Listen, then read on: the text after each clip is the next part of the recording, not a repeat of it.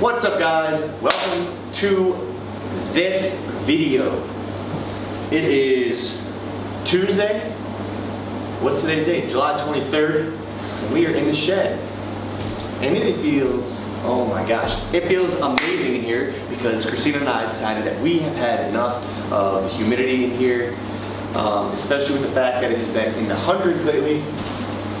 And we picked up a window unit, a window AC unit, and it is sweet.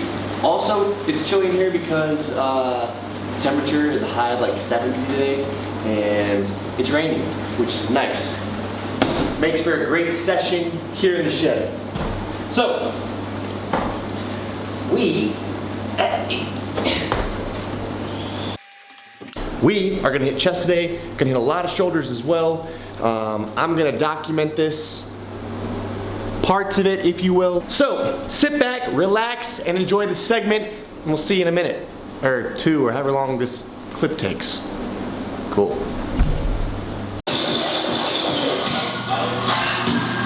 Alright, so, I'm still drinking Ghost's most recent product, the Christian Guzman Lemon Lime Shamema Jamma. I love it, but I'm also adding a little bit of extra L-citrulline. I'm trying to get that pump. That pump. I'm gonna pump you up. You wanna get pumped up, dude?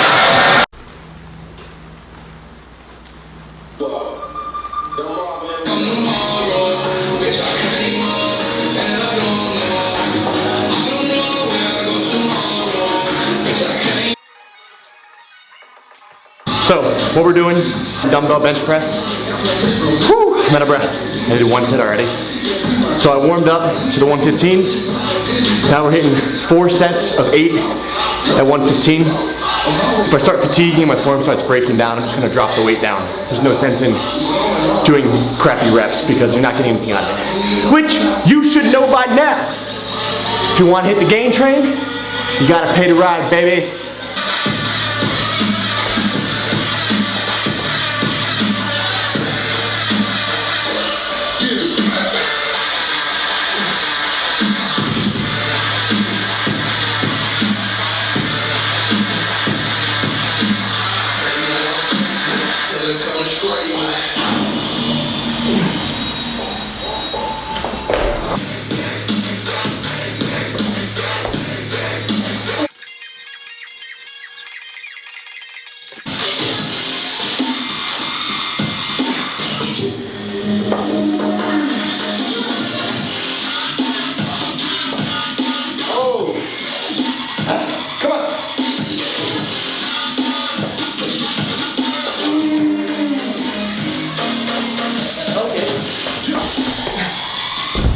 Alright, so last set, a little ugly. So I'm gonna drop down, hit 2 sets of the 75, slow and controlled to 10. Then we're gonna move on to barbell, incline barbell bench press.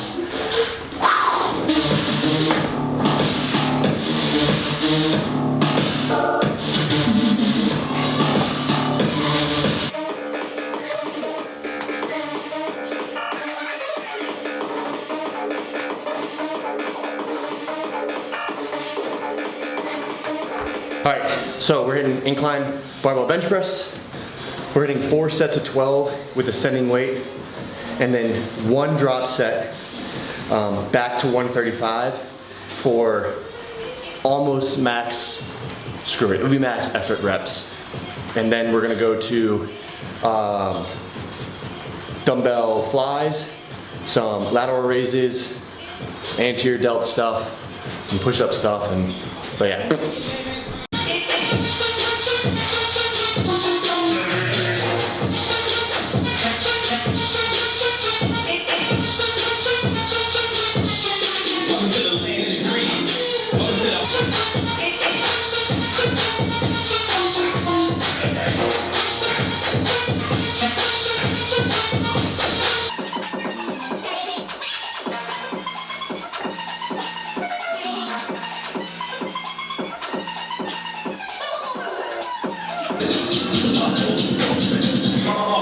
Monuments. When you get together, yeah. I take it to the limit and the edge.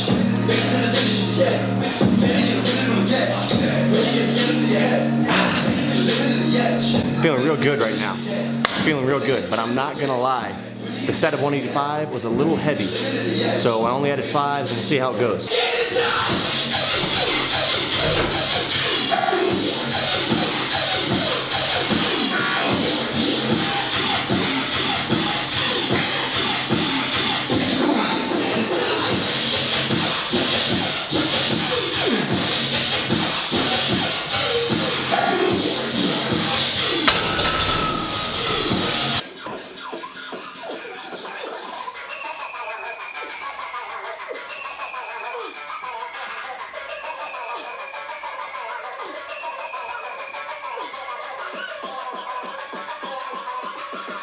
Oh my gosh, we're hitting one set of incline dumbbell bench press at 135, set number 5, just to fatigue and burn out.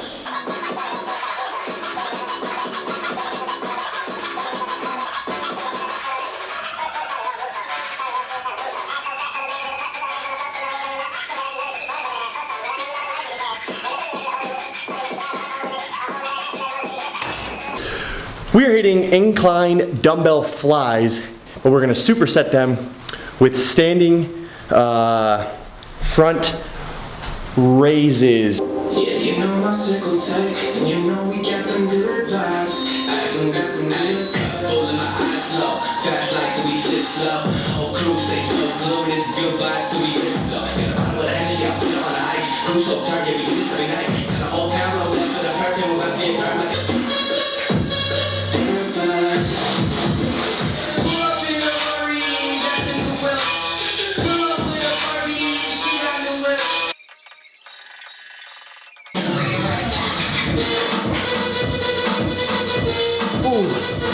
greasy. We're gonna do some lateral delt raises, but I'm using a band. So I have the band kind of wrapped around the leg of the bench. And then it's crisscrossed, so it's here. So basically, what you got is this. Nice and controlled, up and down, and rest. So that's the first set. We're gonna hit 4 sets of that. In between sets, we're gonna do simple close, like diamond push-ups. I was gonna say close grip, but diamond push-ups on the ground.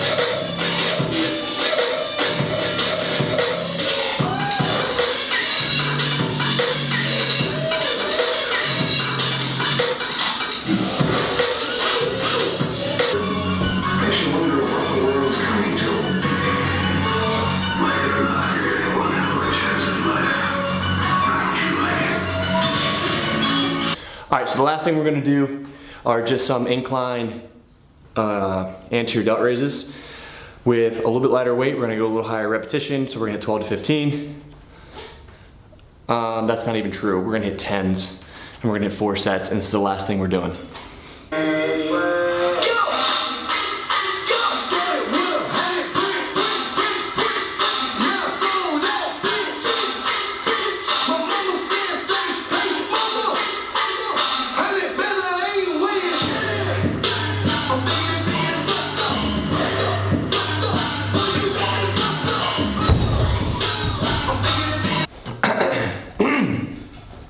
Red leather, yellow leather, red leather, yellow leather. So a little while back, I put up some posts like, ask me a question, what do you guys want to see on our YouTube channel? And one of the things that I got that I liked was someone asked about my, sorry, I'm looking at here, my training program, my nutrition, and things that I wish I knew when I first started training. So I thought this was a cool way for me to kind of dig in a little bit with my fitness background. I am a solid 30 years old, baby. I've been training consistently since I was 21, so 9 years. That is a long time. So now that you know that, you're probably like, wow, this guy is tiny. I really got in the gym seriously around 21. I'd been in like once or twice with some friends prior to that, but it wasn't like a passion. So moving forward at 21, I started getting into bodybuilding style working out. One of my best friends was relatively stronger than me, not relatively, a lot stronger, and he was doing a good job of just educating me on squat, bench, deadlift, you know, your basic movements, and then everything that fits in between, and what a lot of people refer to as accessory motion, or movements, if you will. I did that until I was probably 24, and then I met Christina, and she was doing CrossFit, and she got me into CrossFit, and for 5 years I did CrossFit, and I still really enjoy CrossFit. I have nothing bad to say about it. I got stronger from it. In my opinion, I got a better engine. I had way more, my fitness level was a lot higher, but in terms of like muscular and build, I actually got smaller in size. And that all, the size aspect came down because of my nutrition, which we'll get into. But I really liked CrossFit, and so we did that for 5 years, and then in maybe it wasn't September, I don't know, sometime around this time last year, I guess it was like spring, we decided to stop CrossFit to save up for the shed that I'm in right now, and I started getting back into mainstream bodybuilding. All right, so my training program when I got back into bodybuilding was simply a 4 or 5 day split. I would hit chest, back, legs, rest, and then like a full body, and then start again. So I'd have one rest day, and I forgot arms, which I never really liked hitting. I just have like no arm endurance. So, sorry about the camera adjustment there. Card was full. Amateur mistake. Boop, boop. So yeah, I had your basic arm day, leg day, back day, whatever, like your normal split. There was nothing crazy about it. And then last winter, I decided to do the first like training cycle from not doing CrossFit was Smolov, which is a simple squat progression. You can do it with more than just squat, but it's I did the Smolov Junior, so it was a 3-week program. So that concept is to build time under tension, and then you max at the end of that. You can Google it, it's free, it's a great program, I recommend it, I like it a lot. Anyways, so when it came to programs, I wasn't doing anything. Most recently, my buddy Griffin Kelly, Fit Griffin on Instagram, he graduated, got a CSCS, started doing some programming for me. So I did a 8-week cycle. 4 weeks were hypertrophy training, and 4 weeks were strength training. And I liked it, but I didn't follow it as strict as I wanted to. And I definitely got some benefits out of the hypertrophy part, there's no doubt about it. But the strength, I kind of lollygagged, and the end, I moved on.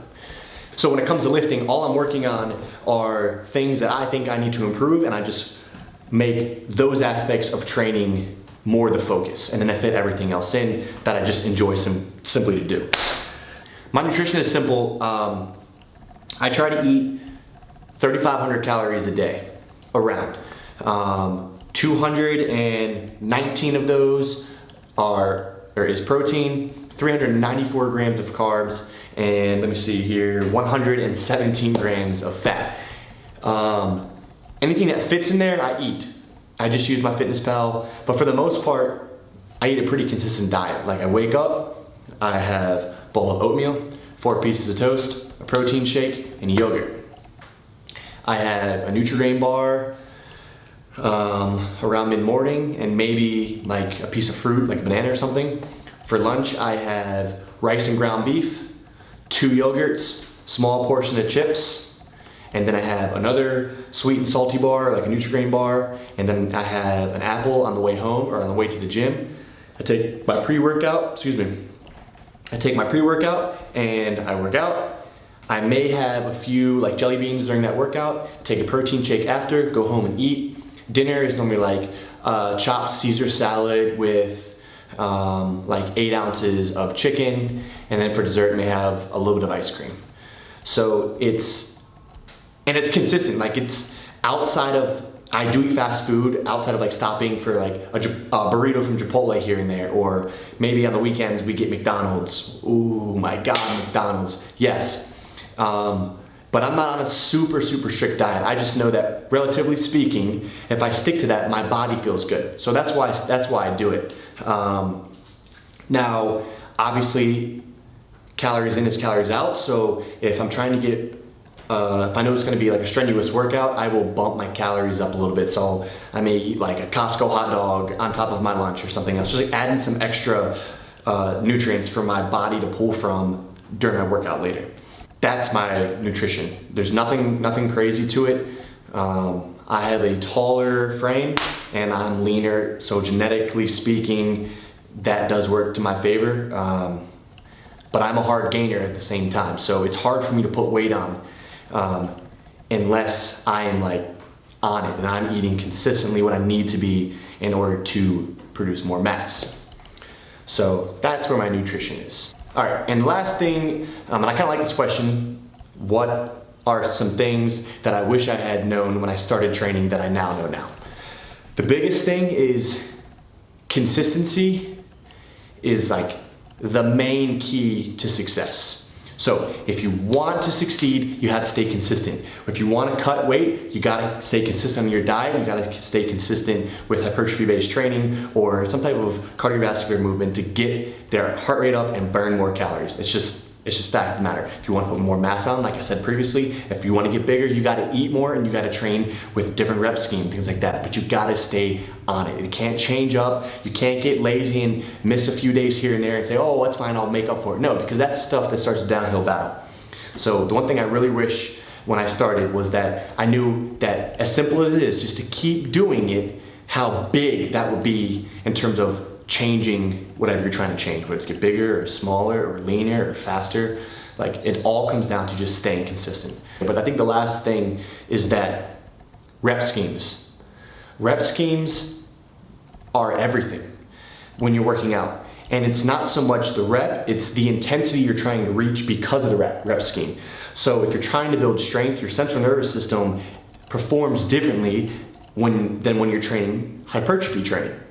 And so you can't sit there and every single time go to the bench press and hit 3 sets of 10 at the same weight and expect to have this drastic change. Now you will adapt. I mean, that's just physics. You will get stronger, your muscles will learn how to move better, but eventually you will plateau. So I think you need to understand that there are different rep schemes for everything, and that's a whole different time, and everyone has their theories, but there is a scientific, scientific theory to adaptation and things like that, and I kind of need to research it so I can give you like the actual facts, but yeah. Hopefully you enjoyed this. If not, sick. Comment below if you want us to talk about anything else, anything specific we want to know. Thank you so much for subscribing and watching this all the way through. We really appreciate it, guys. Like I said before, we're really having fun doing this. I'm trying to get better at getting videos out there. It's like I do good and I do bad. No excuses. I just need to stay consistent and keep putting videos out. So yeah, one step forward and never the same, baby.